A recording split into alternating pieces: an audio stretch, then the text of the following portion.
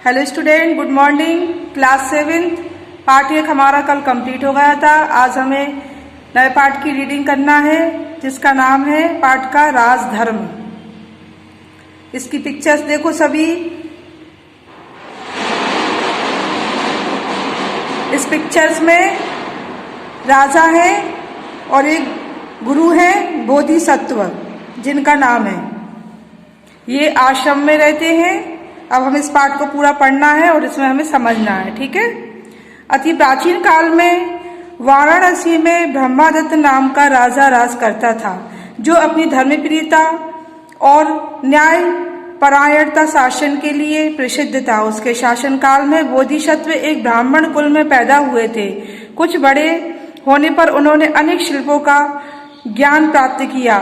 फिर प्रज्ञा धारण कर वे रमणीय हिमालय प्रदेश में चले गए और कंदमूल फल आदि का सेवन करते हुए तपस्या में लीन रहने लगे। ब्रह्मदत्त विवेकशील राजा था। वह सत्यासत्य, उचित अनुचित का सदा ध्यान रखता था। वह ऐसे व्यक्ति को ढूंढता था जो उसके दोषों को बता सके। प्रशंसा करने वाले तो सभी थे, दोष बताने वाला कोई नहीं मिलता था। अंतापुर, राजदरबार, नगर के बाहर सभी जगह लोग राजा के गुणों का बखान करते थे, पर उसके अवगुण बताने वाला कोई नहीं था। राजा ने सोचा कि शायद जनपद में कोई ऐसा व्यक्ति मिल जाए जो उसके दोष बता सके। अतः वेश बदलकर वह पूरे जनपद में घूमा, पर वहां पर भी उसे अपना गुण ही सुनने को मिला, दोष नहीं। फिर वह घूमता हुआ हिमालय प्रदेश पहुंचा। घने जंगलों और दुर्गम पर्वतों को पार करता हुआ वह सुरम्य हिमालय प्रदेश में स्थित बोधिसत्व के आश्रम पर जा पहुंचा। उसने उन्हें श्रद्धा पूर्वक प्रणाम किया। बोधिसत्व ने राजा का कुशल क्षेम पूछा। फिर आश्रम में राजा एक और चुपचाप बैठ गया। बोधिसत्व जंगल में से पके गोदे लाकर खाते थे। वे गोदे शक्तिवर्धक और शक्कर के समान मीठे थे। उन्होंने राजा को संबोधित कर कहा, महापुण्य, ये गोदे खाकर पानी पियो। राजा ने गोदे खाए और पानी पिया। उसे गोदे बड़े मधुर और स्वादिष्ट लगे। उसने बोधिसत्व से पूछा, भंती क्या बात है, ये गोदे बड़े मीठे और स्वादिष्ट हैं। महापुण्य, यहाँ का राजा निश्चय ही धर्मानुसार और न्यायपूर्वक राज करता है, उसी से ये इतने मीठे हैं। राजा के अधार्मिक और अन्यायी होने पर तेल, मधु, शक्कर आदि तथा जंगल के फल फूल सभी कड़वे और स्वादहीन हो जाते हैं। केवल यही नहीं, सारा राष्ट्र ओज रहित हो जाता है, दूषित हो जाता है। राजा के धार्मिक और न्यायप्रिय होने पर सभी वस्तुएं मधुर और शक्तिवर्धक होती हैं और सारा राष्ट्र शक्तिशाली तथा ओजस्वी बना रहता है।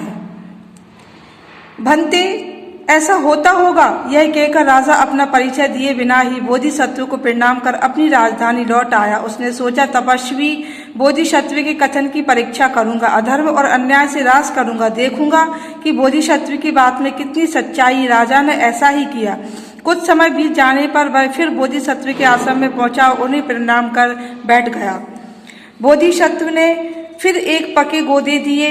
राजा को वे गोदे बड़े कड़वे लगे। राजा ने गोदे थूक दिए और कहा, भंती, ये बड़े कड़वे हैं। महापुण्य, यहाँ का राजा अवश्य अधार्मिक और अन्यायी होगा। राजा के अधार्मिक और अन्यायी होने पर जंगल के फल फूल तथा सभी वस्तुएं नीरस, कड़वी हो जाती हैं, स्वाद रहित हो जाती हैं। यही नहीं, सारा राष्ट्र ओज रहित हो जाता है। राजा के और जिज्ञासा करने पर बोधिसत्व ने कहा, गायों की नदी में तैरते समय बैल नेता यदि टेढ़ा जाता है, नेता के टेढ़े जाने के कारण सभी गायें टेढ़ी जाती हैं और मार्ग से भटक जाती हैं। इसी प्रकार मनुष्यों में जो भी श्रेष्ठ होता है वह नेता माना जाता है। यदि वह टेढ़े मार्ग से जाता है, अधर्म करता है, तो सारी प्रजा कुमार्ग पर चलती है और अधर्म करने लगती है। राजा ही नेता होता है। राजा के धर्म विमुख होने पर सारा राज्य दुख को प्राप्त करता है।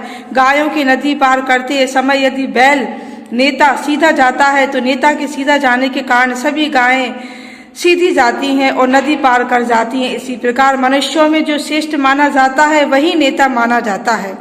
यदि वह धर्म का अनुसरण करता है तो शेष प्रजा भी धर्म का मार्ग अपनाती है। राजा के धार्मिक होने पर सारा राष्ट्र सुख को प्राप्त करता है। बोधिसत्व ने यह शिक्षा प्राप्त कर राजा ने अपना राजा होना प्रकट किया और विनय पूर्वक बोला, भंते मैंने ही गोदों को पहले मीठा तथा फिर कड़वा किया, अब फिर उन्हें मीठा करूंगा और कभी उन्हें कड़वा नहीं होने दूंगा। यही मेरा संकल्प और व्रत है। बोधिसत्व को प्रणाम कर वह राजधानी लौट आया। वह धर्म और न्याय पूर्वक राज्य करने लगा। उसका राज्य फिर धन धान्य से भर गया। इस पाठ को हमने पूरा पढ़ा और इस पाठ को पढ़ने से हमें सभी स्टूडेंट, आपने ध्यान से पढ़ा हुआ इस पाठ को, हमने क्या शिक्षा मिलती है? तो इस पाठ को पढ़ने से हमें यह शिक्षा मिलती है कि हमें अपने नेतृत्व में थोड़ी सी भी असावधानी नहीं बरतनी चाहिए। Okay student, and good bye.